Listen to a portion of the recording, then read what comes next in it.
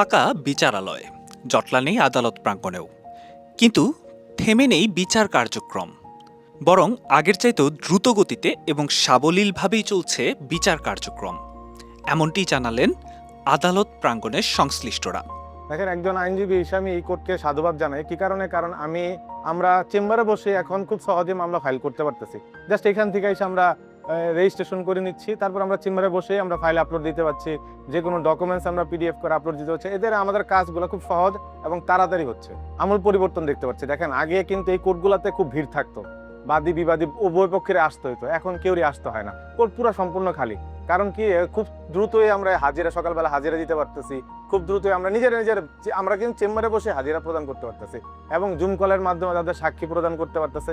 So এখানে কোর্টের যে যানজটটা ছিল, আর মামলা খুব দ্রুত নিষ্পত্তি হয় এর মাধ্যমে। গত বছরের 24শে নভেম্বর দেশের গবেষণা খাতের অন্যতম সেরা প্রাইভেট বিশ্ববিদ্যালয় ড্যাফোডিল ইন্টারন্যাশনাল ইউনিভার্সিটির প্রযুক্তিগত সহযোগিতায় আদালত প্রাঙ্গণকে ডিজিটালাইজেশন করার পদক্ষেপ নেয় সরকার।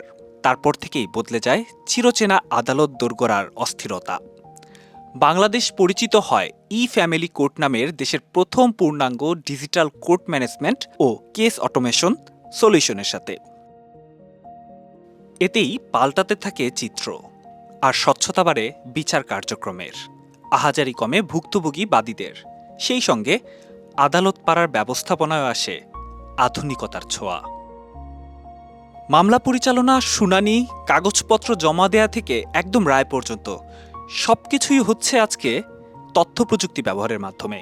ভিডিও কনফারেন্স বেসড শুনানি, অনলাইন কোসেশন বা online cause list, e filing, case tracking, আদালত পাড়ার এই সব ডিজিটাল রূপই হল আজকের ই কোর্ট, যেখানে দ্রুত শুনানি, দ্রুত তথ্যপ্রাপ্তি এবং দুর্নীতির সুযোগ কমে গিয়ে বাড়ছে মানুষের আস্থা।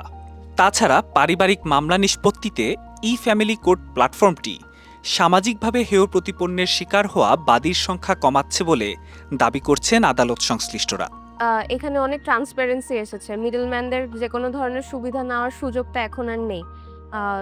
বিলম্ব কমেছে, ট্রান্সপারেন্সি বেড়েছে, আমি এটাই মনে করি। পরিবর্তন ধীরে ধীরে হচ্ছে, মানুষ টেকনোলজির সাথে অ্যাডজাস্ট হচ্ছে। আগে অনেক কিছুই সম্ভব হইতো না, এখন মোবাইল ফোনের মাধ্যমে ভিডিও শেয়ারিং বা আমি বাসায় থেকে আমার একটা ডকুমেন্টস, এটা আমি অনলাইনে পিডিএফ করে পাঠিয়ে দিতে পারতেছি, কোর্টে সাবমিট করতে পারতেছি। সেক্ষেত্রে কাগজপত্র নষ্ট, ড্যামেজ হয়ে যাওয়ার বা সাক্ষ্য প্রমাণ ড্যামেজ হয়ে যাওয়ার কোনো ধরনের সম্ভাবনা থাকে না। আমাদের কোর্টটা হয়ে গেল পেপারলেস, নাম্বার 1। নাম্বার 2 হলো, যেমন দেখা যায় ডকুমেন্টগুলো যখন সাবমিট করে তখন অনেক ক্ষেত্রে ডকুমেন্ট হারা যায়, এবং ডকুমেন্টগুলি একসাথে পাওয়া এবং ওর যে রিপোর্টিং করা, এই রিপোর্টিংগুলো আসলে প্রচুর, অনেক, যেটা কিনা গুছিয়ে করাটা আসলে একটা বড় একটা চ্যালেঞ্জিং ব্যাপার। আর এখন এই সিস্টেমের মাধ্যমে যেটা হলো, সে এক ক্লিকেই যাবতীয় ডকুমেন্ট সে পেয়ে যাবে। কোর্ট ডিজিটালাইজেশনের এই পদক্ষেপের সম্ভাবনা অসীম, তবে সাধারণ জনগণের চোখে রয়েছে কিছু চ্যালেঞ্জও।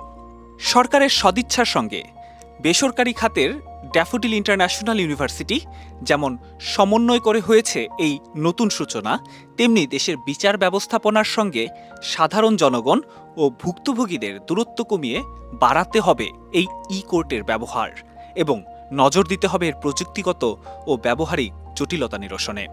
এমনটাই বলছে সাধারণ জনগণ।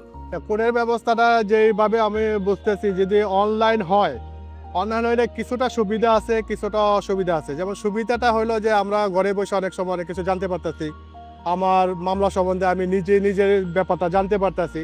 অসুবিধা হচ্ছে অনেক সময় দেখা যায় সার্ভার ডাউন থাকে, এই প্রবলেমগুলো দেখা দিতে পারে। তখন দেখা যায় আমি আবার আমার কোর্টেই আসতে হয়।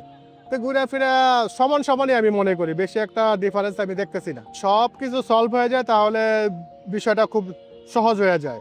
এটা হাতের নাগালে আইসা পড়ে, আর জনগণের হাতের নাগালে আইসা পড়ে সবকিছু আমরা পাইতাছি। আমি আমার মোবাইলের মাধ্যমে পাইতাছি, বা যে কোনো বিষয় আমি আমার হাতের মধ্যে আমি দেখতে পারতেছি। এটা তাহলে অনেক ইজি হয়ে যায়। বদলে গেছে দিন। মামলা দাখিল, নথি ব্যবস্থাপনা এবং শুনানি সবই এখন হবে অনলাইনে। আর বিচার প্রার্থীদের সময়, ব্যয় ও ভোগান্তি কমিয়ে একটি কার্যকর ও আধুনিক বিচার সেবার পথই করছে ই কোর্ট।